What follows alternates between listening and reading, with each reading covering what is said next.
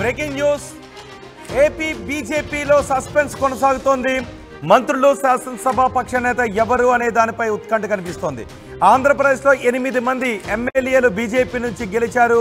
అందులో 2కి మంత్రి పదవులు దక్కే అవకాశం ఉంది అని తెలుస్తోంది. ఆ మంత్రులుగా పదవులు తీసుకోవాలి, ఎవరు శాసనసభ పక్ష నేతగా ఉండాలి అనే విషయంపై ఇంకా చర్చలు కొనసాగుతున్నట్టుగానే తెలుస్తోంది. అధిష్టానం నిర్ణయానికి కట్టుబడి ఉండాలి అని పురంధేశ్వరి చెప్తున్నారు. మంత్రి పదవులపైన సస్పెన్స్ కొనసాగుతోంది. ధర్మవరం నుంచి గెలిచిన సత్యకుమార్కు క్యాబినెట్ బెర్త్ కన్ఫర్మ్ అనే చర్చ జరుగుతోంది. మరో మంత్రి పదవి ఎవరికి ఇస్తారు అన్న దానిపై ఇంకా నిర్ణయం తీసుకోలేదు. సుజనా చౌదరి, కామినేని శ్రీనివాస్ పేర్లపై చర్చ జరుగుతోంది. అలాగే శాసనసభ పక్ష నేతగా ఎవరు వ్యవహరించాలనే విషయంపై కూడా చర్చ జరుగుతోంది. మరింత సమాచారం మా ప్రతినిధి రాజేష్తో మాట్లాడదాం. ఒకసారి పురంధేశ్వరి మాట్లాడారు. పురంధేశ్వరి ఏం మాట్లాడారో చూద్దాం. విజయాన్ని అందించినందుకు ఎన్డీఏ కూటమి మీద విశ్వాసం నిలుపుతూ వారు అందించినటువంటి ఈ విజయానికి ఖచ్చితంగా ఎన్డీఏ కూటమి న్యాయం చేస్తుంది. అది ఈ భరోసా మేము ఖచ్చితంగా రాష్ట్ర ప్రజలకు ఇవ్వదలిచాము. ఇవాళ ఎన్డీఏ కూటమి మీటింగ్కి వెళ్తున్నాము. అక్కడ విషయాలన్నీ కూడా చర్చించుకోవడం జరుగుతుంది. ఈ ప్రజా విజయానికి ధన్యవాదాలు తెలియజేస్తూ సుపరిపాలన ఏ విధంగా రాష్ట్రానికి అందించాలి అనేటువంటి అంశం మీద ఖచ్చితంగా చర్చ జరుగుతుంది. అదేవిధంగా రేపు జరగబోయేటువంటి ప్రమాణ స్వీకారోత్సవం ఏదైతే ఉందో దానికి సంబంధించి కూడా అరేంజ్మెంట్స్ వాటన్నిటికీ సంబంధించి ఇవాళ చర్చకని చెప్పి మేమందరం కూడా ఎన్డీఏ భాగస్వాములు అయినటువంటి మేమందరం కూడా వెళ్ళడం జరుగుతుంది. ఏపీ బీజేపీలో జరుగుతున్న చర్చపై మరింత సమాచారం మా ప్రతినిధి రాజేష్తో మాట్లాడదాం. రాజేష్, శాసనసభ పక్ష నేతగా ఎవరు ఎన్నుకోబడతారు? అలాగే మంత్రి పదవుల విషయంలో కూడా క్లారిటీ వచ్చిందా బీజేపీలో?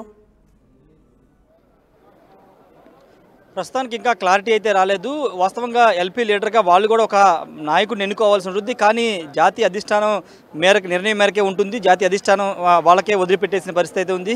8 మంది ఎమ్మెల్యేలు 10 చోట్ల వాళ్ళు గెలిస్తే 8 ఎమ్మెల్యేలు గెలుచుకున్నారు. అయితే 8 మంది ఎమ్మెల్యేలు ప్రస్తుతం అయితే సమావేశమయ్యారు. కానీ అక్కడ ఎల్పీ లీడర్గా ఎవరిని ఎన్నుకోలేదు. కానీ జనసేన మాత్రం తమ ఎల్పీ లీడర్గా పవన్ కళ్యాణ్ ఎన్నుకున్నారు. ఇక్కడ భారతీయ జనతా పార్టీ ఏదైనా కేంద్రం నుంచి అధిష్టానం నుంచి రావాల్సి ఉంది కాబట్టి అక్కడి నుంచి వచ్చిన తర్వాతే నిర్ణయం ఉండే అవకాశం అయితే కనబడుతుంది. ప్రస్తుతానికి రెండు మంత్రి పదవులు భారతీయ జనతా పార్టీకి రాబోతున్నాయని తెలుస్తుంది. దాంట్లో ఒక సీటు రాయలసీమ జిల్లాలోని అనంతపురం జిల్లా ధర్మవరం గెలిచినటువంటి బీసీ యాదవ కమ్యూనిటీకి చెందినటువంటి సత్యకుమార్కి వస్తున్న ఒక చర్చ పెద్ద ఎత్తున నడుస్తుంది.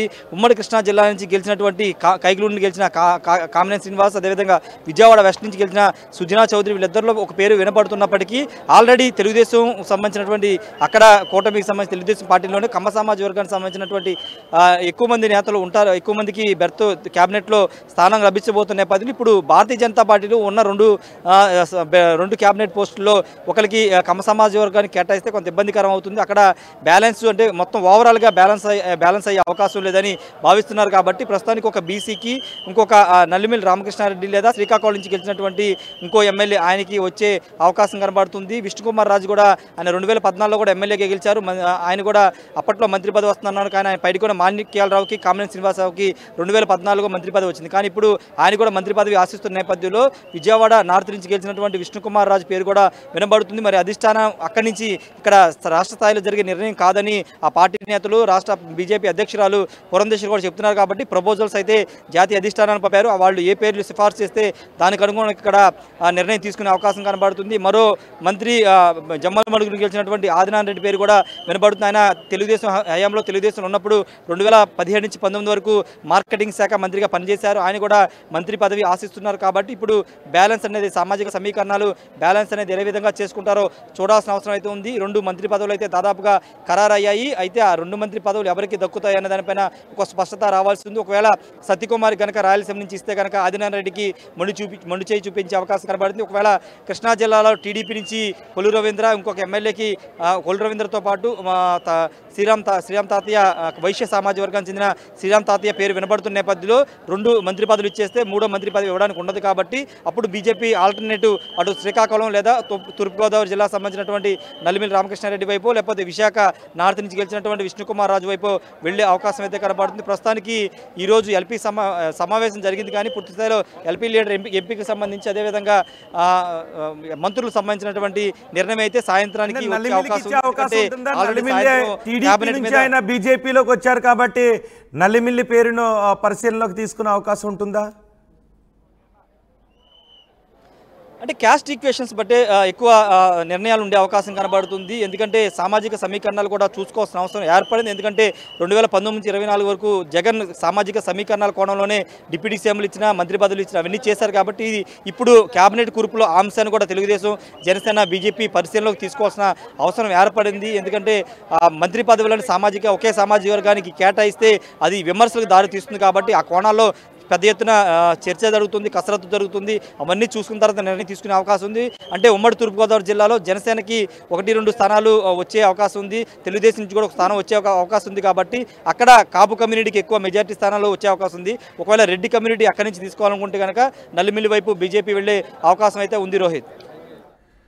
రైట్ రాజేష్, ఆంధ్రప్రదేశ్ బీజేపీలో సస్పెన్స్ కొనసాగుతోంది. మంత్రులు, శాసనసభ పక్ష నేత ఎవరనే దానిపై ఉత్కంఠ కనిపిస్తోంది. శాసనసభ పక్ష సమావేశంలోనూ ఇంకా నిర్ణయం జరగలేదు. అధిష్టానం నిర్ణయానికి కట్టుబడి ఉండాలి అని పురంధేశ్వర్ అంటున్నారు. మంత్రి పదవులపైన సస్పెన్స్ కొనసాగుతోంది. ధర్మవరం నుంచి గెలిచిన సత్యకుమార్కు కేబినెట్ బెర్త్ కన్ఫర్మ్. మరో మంత్రి పదవి ఎవరికి ఇస్తారో అనే దానిపై చర్చ జరుగుతోంది. సుజనా చౌదరి, కామినేని శ్రీనివాస్ పేర్లపై చర్చ జరుగుతోంది. కానీ తొలి నుంచి బీజేపీలోనే ఉన్న నేతలకే మంత్రి పదవులు ఇప్పించుకోవాలి అని, శాసనసభ పక్ష నేతగా ఎన్నుకోవాలి అనే ఒక చర్చ కూడా నడుస్తున్నట్టుగా తెలుస్తుంది. మరికొద్దిసేపట్లో క్లారిటీ వచ్చే అవకాశం ఉంది. ఒకసారి పురంధేశ్వరి మాట్లాడారు. పురంధేశ్వరి ఏం మాట్లాడారో చూద్దాం. చక్కటి అనూహ్యమైనటువంటి విజయాన్ని అందించినందుకు ఎన్డీఏ కూటమి మీద విశ్వాసం నిలుపుతూ వారు అందించినటువంటి ఈ విజయానికి ఖచ్చితంగా ఎన్డీఏ కూటమి న్యాయం చేస్తుంది. అది ఈ భరోసా మేము ఖచ్చితంగా రాష్ట్ర ప్రజలకు ఇవ్వదలిచాము. ఇవాళ ఎన్డీఏ కూటమి మీటింగ్కి వెళ్తున్నాము. అక్కడ విషయాలన్నీ కూడా చర్చించుకోవడం జరుగుతుంది. ఈ ప్రజా విజయానికి ధన్యవాదాలు తెలియజేస్తూ సుపరిపాలన ఏ విధంగా రాష్ట్రానికి అందించాలి అనేటువంటి అంశం మీద ఖచ్చితంగా చర్చ జరుగుతుంది. అదేవిధంగా రేపు జరగబోయేటువంటి ప్రమాణ స్వీకారోత్సవం ఏదైతే ఉందో దానికి సంబంధించి కూడా అరేంజ్మెంట్స్ వాటన్నిటికీ సంబంధించి ఇవాళ చర్చకని చెప్పి మేమందరం కూడా ఎన్డీఏ భాగస్వాములు అయినటువంటి మేమందరం కూడా వెళ్ళడం జరుగుతుంది.